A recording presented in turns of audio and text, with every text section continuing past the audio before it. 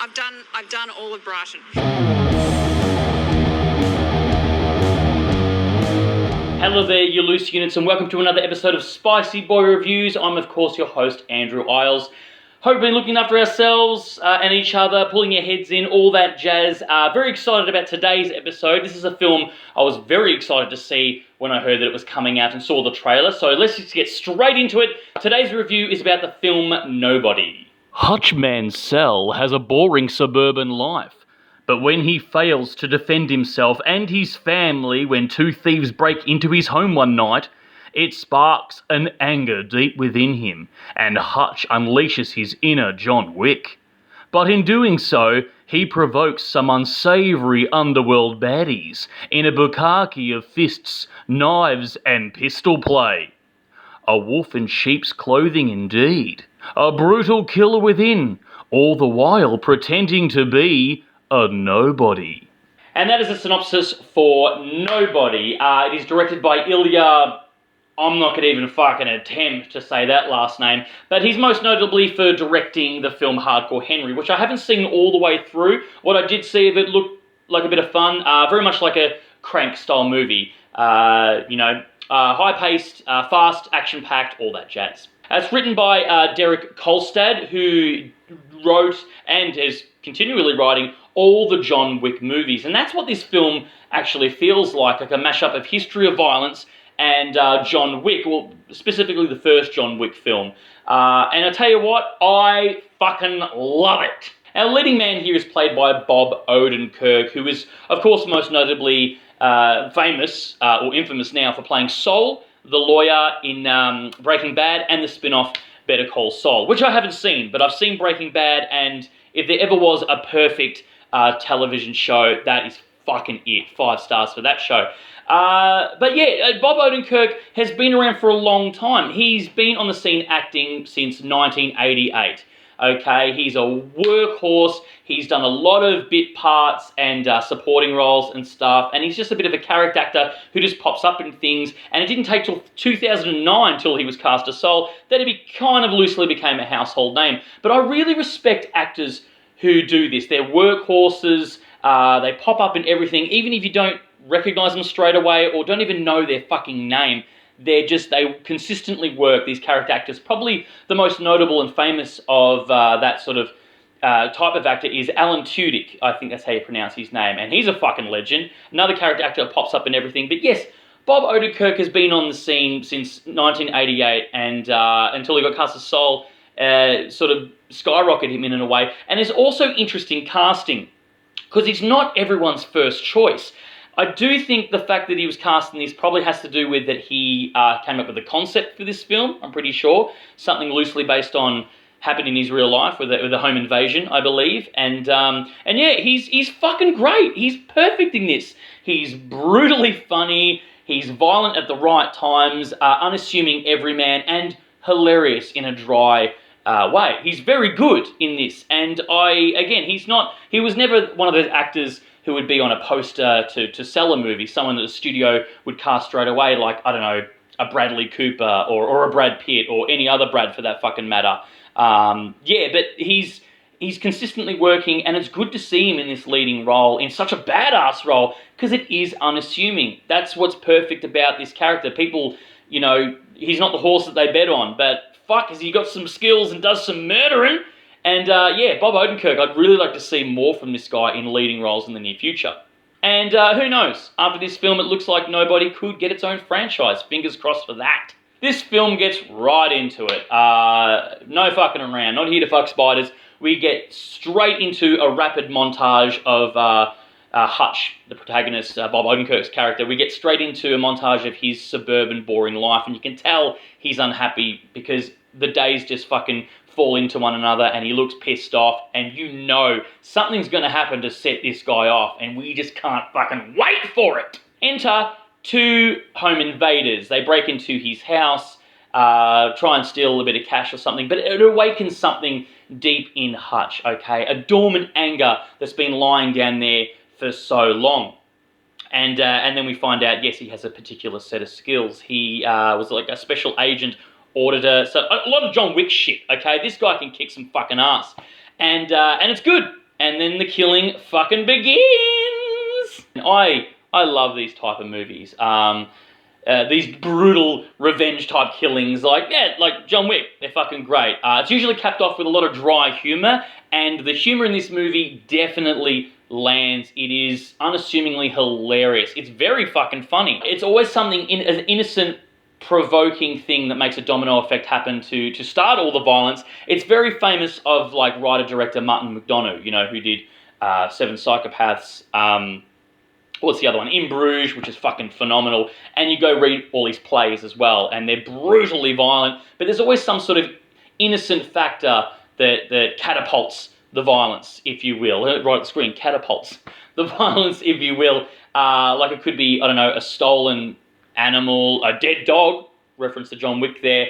And in this case, it's Bob Odenkirk's, or his character Hutch, it's his little daughter's little kitty bracelet is stolen, and that just fucking unleashes the beast within. And is it a cliche that happens now? I guess you could say it's Martin McDonagh-esque, because now it's kind of his thing. But yeah, one little innocent instigating factor just fucking sets him off. He's a fucking ticking time bomb, and I dig it. And who should be the victim of all this killing and violence? You guessed it, the bloody Russians. Those pesky Ruskies, the bloody Russians. I feel like it's the 1980s all over again with the fucking Cold War, where Russians or drug dealers are the bad guy in every action film. Like Derek Kolstad, the writer, really must hate Russians. I think he might be with a last name like Kolstad. I don't know, I could be wrong. Could have completely fucked that up. Didn't do my research. But yeah, he likes to have Russian mob as being the bad guys in his films, and fuck it, why not? The stunt work is, of course, incredible. The choreography is amazing, and a lot of the guys, again, worked on the John Wick films, and I'm pretty sure some of them might have carried over from Hardcore Henry. And Bob Odenkirk himself trained for 2 years, full on, for 2 years for this fucking role.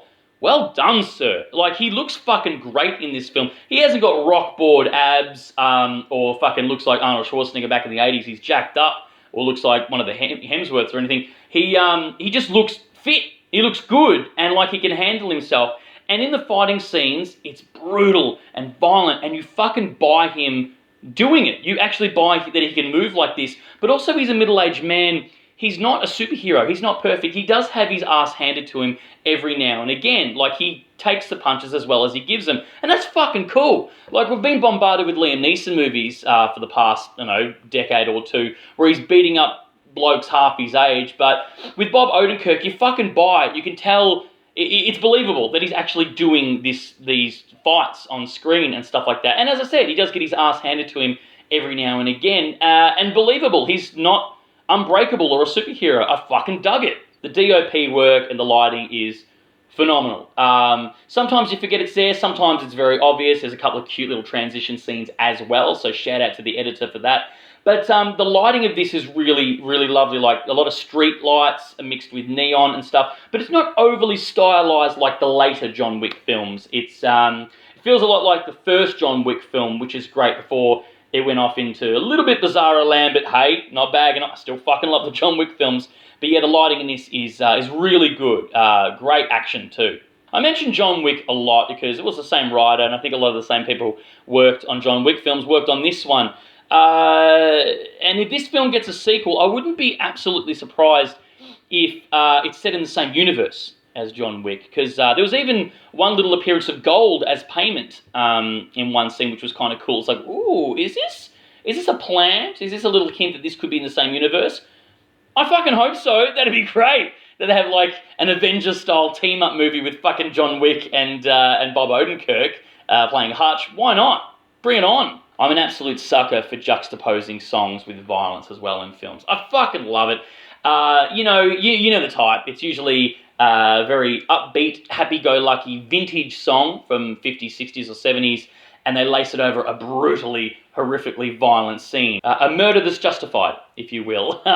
And it's very Tarantino-esque. I think it might be, I don't know if it's in Urban Dictionary, but he sort of is well known for that. And it's a bit of a cliche, sure. Everyone does it now, juxtaposing happy music with brutal violence on screen, but fucking who cares? I want more! I won't spoil the ending, because of course I want you to go see this film, but I will say I love a Home Alone ending. if you know what I mean. Like household items, mundane things used in guerrilla warfare to defeat a bunch of naughty bad guys.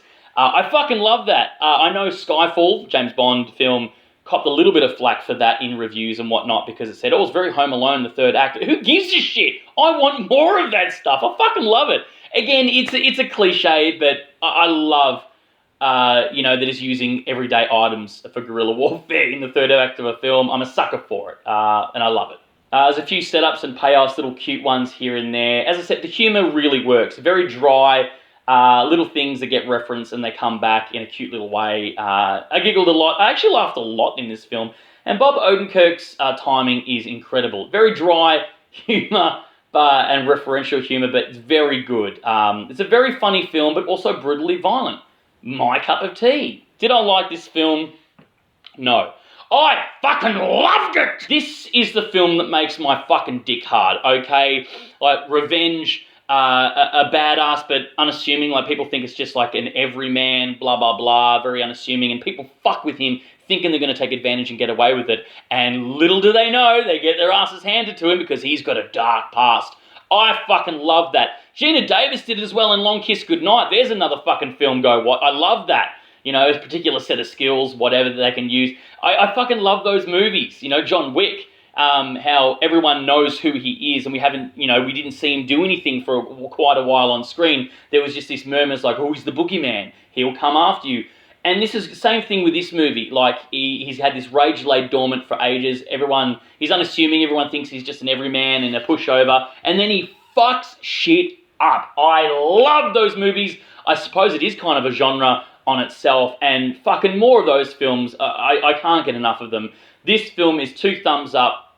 Fucking love it. It's not high art, okay? It's not going to win any awards, but who gives a shit? I love, meaningful films as much as the next person, I suppose. I love all that stuff, but sometimes I just want to go in and just see some brutal fucking violence, and I got it in droves in this film. Ladies and gentlemen, that is it. I'm going to leave it there. High recommendation of Nobody. Go fucking see it if you haven't already. Guess what? I'm going to see it again with my fiance because we love the John Wick films and this is right up our alley. Anyway, ladies and gentlemen, write down below what your favourite revenge flick is. Long Kiss Goodnight, John Wick, all those type of films. The genre in itself, the subgenre, if you will. Write down below what your favourite one of that is.